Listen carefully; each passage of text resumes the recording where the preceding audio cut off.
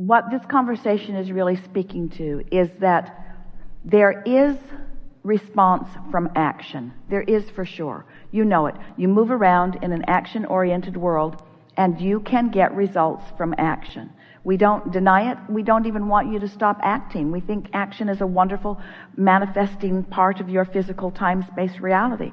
But when you find vibrational frequency that matches this powerful energy, and the inspiration to act comes from that vibration, now the action has more leverage. Now you get more results from it.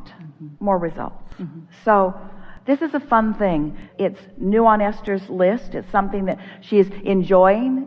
She's sort of set aside everything else that she's thought about that. She's been laying new pipes. She's really wanting to see what universal forces will inspire her to. And so far, it's been In and Out Burger.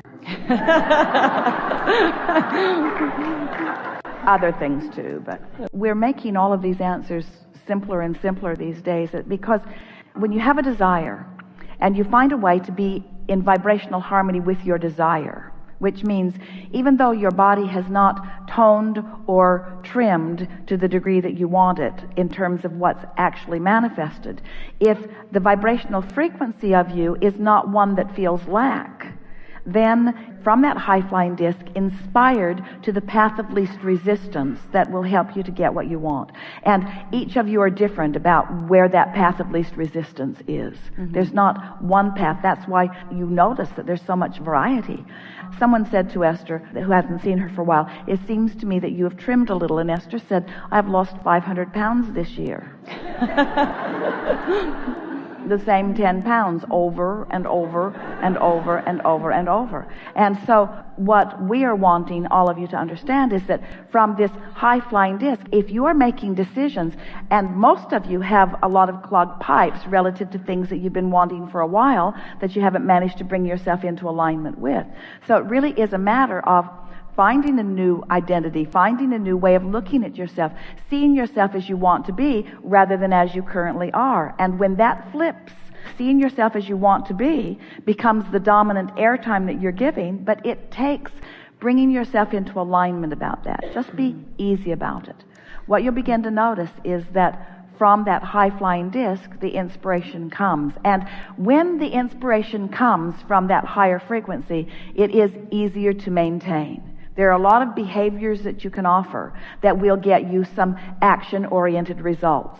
But when you offer behavior without the alignment behind it, then the behavior becomes tiring. It becomes burdensome, and you don't carry on with it very long. But if the inspiration, if from that place of alignment, of really knowing what you want and feeling what you want, if the inspiration comes from that point, then it is not something that you have to sustain or that you have to work at sustaining. It's something that you easily sustain. Okay. And then you begin to notice that the cooperative components are not just out there around you, they are within you. All kinds of cooperative components within your own physical beingness, you see. And so science is good at identifying manifestations. Science is really good at identifying the results of vibrational disc choosing. But science has not yet come across the understanding that from attention to vibration, there is no more significant causation in all of the universe. And to do it deliberately, that's going to upend science when they stumble across that. So as I stand in my now, the momentum of what I lived before is part of what I'm living now. The question is, this might help you. It's going to twist your brain into a little bit of a knot, and then we'll help unravel it. The other day we were talking to a group about how every day you get on the high-flying disc as best you can. And your best chance of doing that is first thing in the morning. And each morning that you care about it, and each morning that you do it, and each morning that you know that you have 17 seconds to pull away from or direct yourself away from a thought that might be taking you from it, the better you get and the more solid you are on that disc. So I'm going to get on the high-flying disc. And so then we complimented the group. We said, we've been here together for hours, and it's like we've pushed the reset button. We've literally pushed the reset button. Your point of attraction today is different than it's ever been before. Your point of attraction has been re-established today. And everyone liked the idea of it because it felt like the momentum of everything that had come before and the clarity that had happened during the seminar. And we've pushed the reset button, and now we can expect different things to come to us. And then we said, however, it only lasts for today. Because in the morning, you're going to push the reset button again. You keep pushing the reset button. And really, it's not just every morning. Esther said, Abraham, I refuse to believe that I have to wait till tomorrow to get back on my disc. You've given me enough tools. I know how to focus. I can meditate. There's a lot of things that I can do to get back there because I want to. But speaking to this subject of momentum, it really raises the question, why is my point of attraction what it is? Is it because of what I used to believe? No, it's only because of what's active in your vibration now. However, usually what's active in your vibration now is the same as what you used to believe, because most people sort of lock in on a belief and then they keep that pipe wide open, and so things don't change. But they could. You could literally lay new pipes every day about things that you want and have different experiences and different levels of energy flowing through you. So every moment is a relationship with something, and the relationship that we want you to establish as the primary one is that relationship with Source, that relationship with that pure positive energy. And if you care about that relationship first, then all other relationships take care of themselves. But it's like Esther observing these two children that she loves so much at the fair that day. She could see that each of them had their point of attraction going. And she knew, because of her experience with them, that this was their point of attraction today. It was today. But what happens is, if you have enough days like that you start to see yourself that way and believe yourself that way, then every day you just recreate yourself again as you have been. That's why this gathering has been really wonderful. We've enjoyed so many of the aspects that have culminated, giving yourself a new name or identifying yourself anew vibrationally, pushing the reset button every day. But it takes some things that you know. First, you have to know that you are vibrational. And next, you have to know that law of attraction is responding to your vibration and to everyone else's. And then it's really helpful to know that you have patterns of thought that have resulted in you hanging around on these spinning discs. We can't find a better way of helping you to realize that your point of attraction is what it is. Jerry, when he first met us, said, Abraham, I figured out the perfect incarceration system.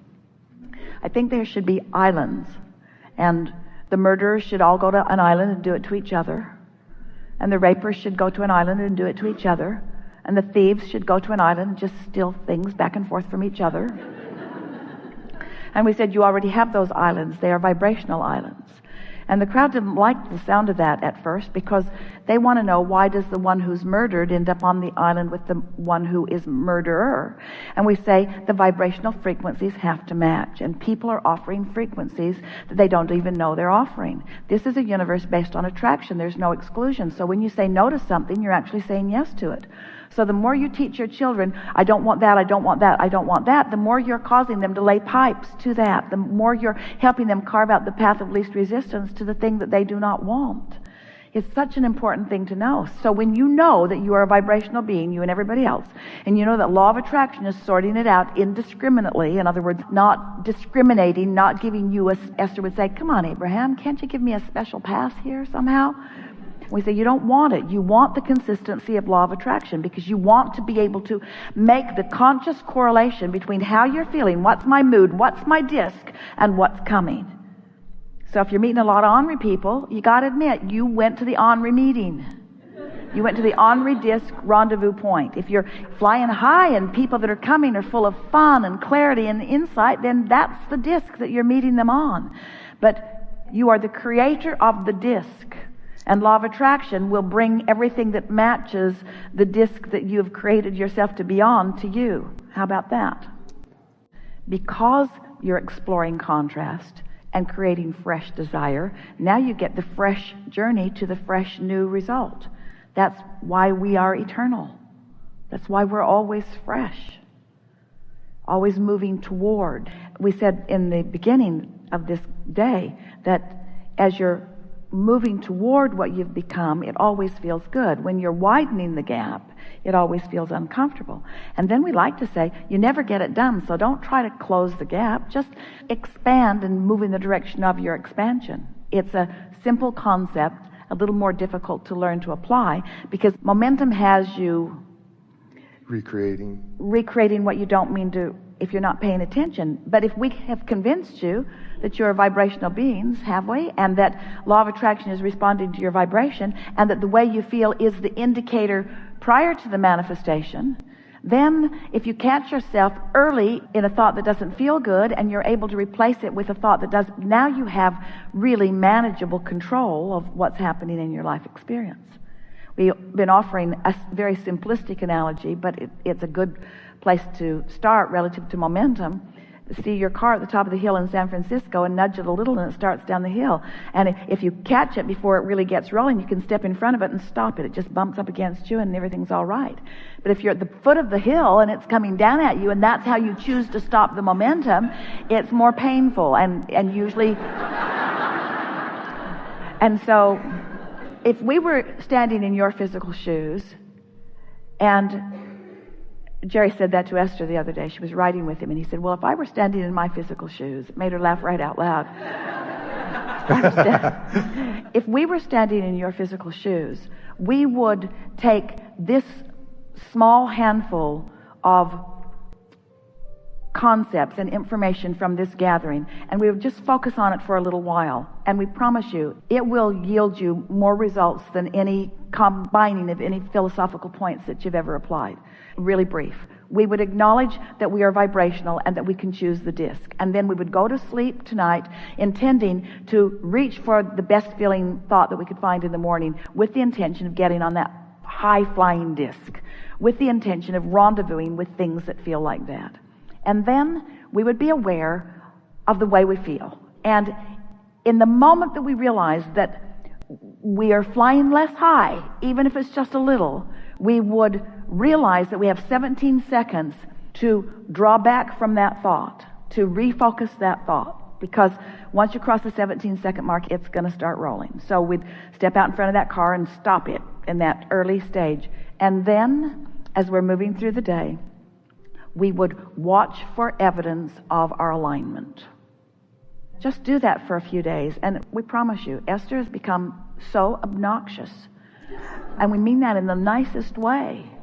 She has a pen that she likes to write with that Kate gave her that looks like a magic wand, and she's just sort of waving it around to the universe. I choose that and that and that.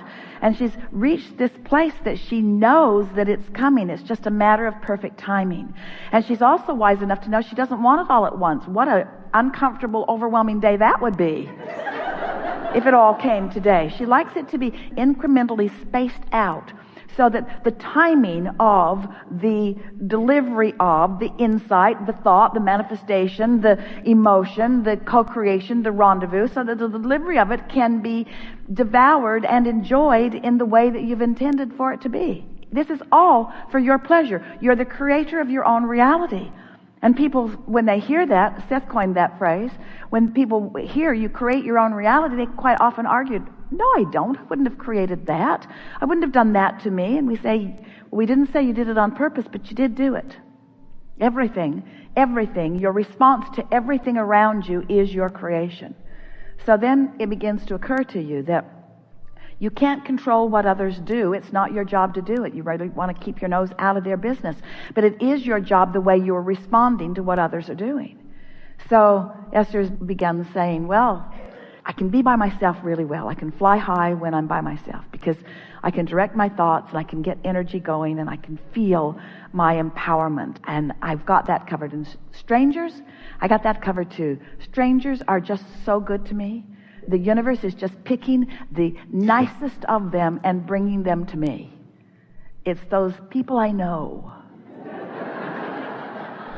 that I have old pipes about.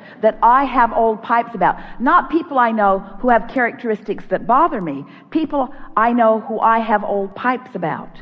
So if you've got people that are really annoying you and you keep rendezvousing with them on that disc, you might want to stop thinking about them so you stop rendezvousing with them. In other words, what keeps things active is your attention to it, you see.